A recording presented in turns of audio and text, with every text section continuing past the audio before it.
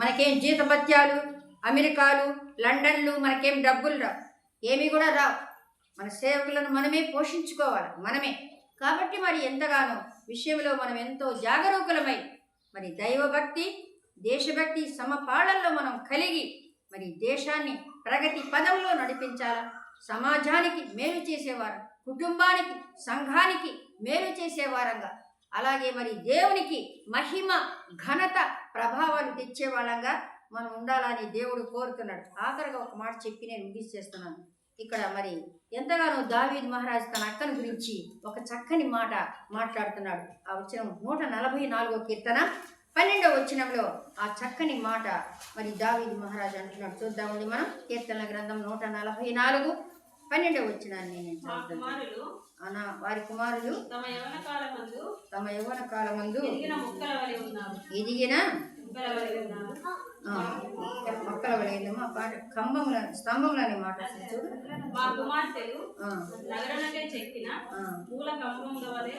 చాలా మంచి మాట కదా. 140 చాలా మంచి వచ్చిన ఒకసారి నేను చదువుతా చూడండి. ఇక్కడ మంచి మాట 144. మా కుమారులు తమ యవ్వన కాలమున ఎదిగిన మొక్కల వలె ఉన్నారు, మా కుమార్తెలు నగరుకై చెక్కిన మూల కంబముల వలె ఉన్నారు. ఇక్కడ మొక్కలు అంటే బాగా లావుగా ఉంటాయి మొక్కలు. మా వరకాయ పుల్ల మొక్కలు ఇంతంత లావుగా ఉంటాయి. ఇక్కడ ఉన్నాయో లేవో నాకు తెలియదు. అవన్నీ కొట్టి కట్టె పేళ్ళు చేసుకుంటారు. మొక్కలు ఇంతంత బలంగా ఉంటాయి. అవి మగవాళ్ళే కొడతారు, ఏనాదులని ఉంటారు వాళ్ళు. మనుషుల్ని పెట్టి, పని వాళ్ళని పెట్టి కొట్టిస్తారు. ఎవరు కూడా కొట్టలేము, మనుషులు మగవాళ్ళు ఎవరు కూడా కొట్టలేరు.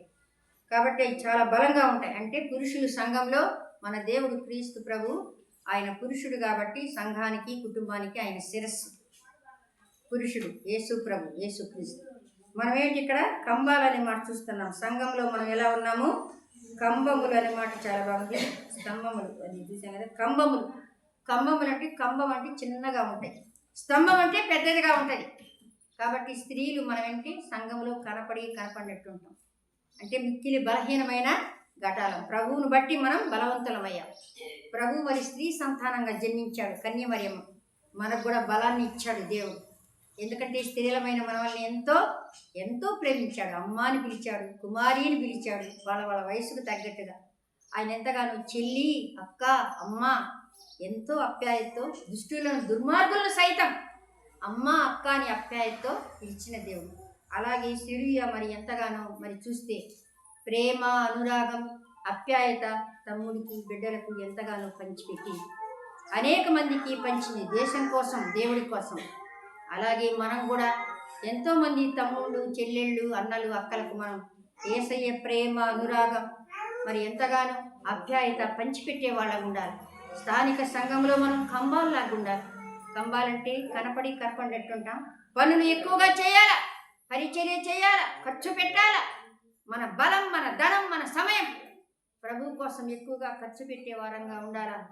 నశించు ఆత్మలు కొరకు మనం ప్రయాసపడాలా.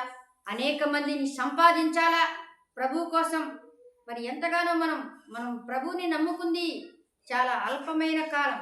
అంటే ఇష్టానుసారంగా మనం లోకంలో జీవించాం. ప్రతి ఒక్కరి సాక్ష్యం ఏంటే, లోకంలో నా ఇష్టానుసారంగా జీవించాను, ఆఖరిగా నిన్ను తెలుసుకున్నానయా. ప్రతి ఒక్కరి సాక్ష్యం అదే, నా సాక్ష్యం కూడా అదే. ఎంతోమంది దేవుళ్ళు, దేవతలని ఎంతో వ్యర్థంగా జీవితాన్ని గడిపాను. కాబట్టి దేవుణ్ణి తెలుసుకున్నాను. ఆ సమయం నా యవ్వన ప్రాయంలో దేవుడు దొరికాడు. ఎందుకంటే జీవితం మరి ఆయన కోసం మరి త్యాగం చేయాలని ఆయన నిర్ణయించుకున్నాడు, నేను కూడా నిర్ణయించుకున్నాను.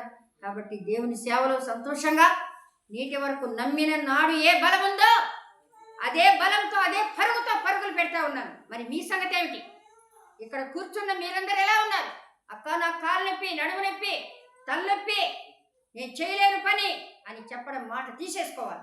దేవుడు బలం ఇస్తాడు, వాడుకుంటాడు. ఆయన బలవంతుడు. మరి కాలేబు చెప్తున్నాడు కదా, యెహోషువ గ్రంథంలో మనం చూస్తున్నాం. అవమానం చెప్పి ముగించేస్తే టైం అయిపోయింది. అది చూడద్దు, టైం కూడా మీరు ఇంటికి వెళ్ళి చూసుకుంటారు. ఎందుకంటే టైం సరిపోవడం లేదని బాధగా ఉంది.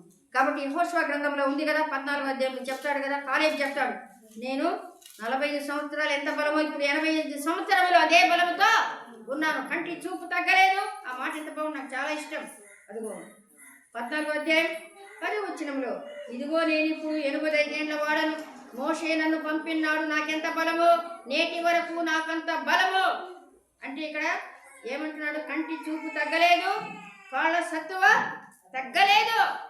మరి దేవుణ్ణి మనం నిష్కపటంగా, పవిత్రంగా, పరిశుద్ధంగా, యోగ్యంగా మనం ఆనుకొని హత్తుకొని జీవిస్తే సోదరులకైనా, సేవకులకైనా, సంఘ పెద్దలకైనా, ఎవరికైనా, పెద్దవాళ్ళకైనా, పసి పిల్లలకైనా బలం తగ్గదు.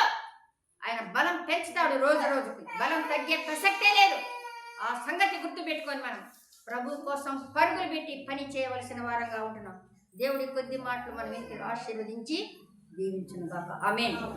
అట్లా కూడా పాడాలని టైం లేదు, పాడనండి, టైం లేదు, మధ్యాహ్నం బాగుంటున్నాం. సోదరి చెప్పాలి కదా, మళ్ళీ టైం చెప్పాలి.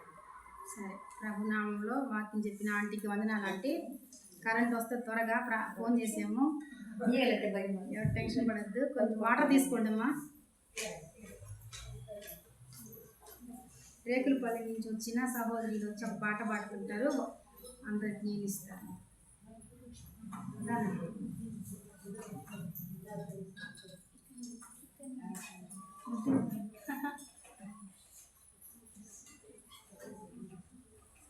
త్వరగా రండి.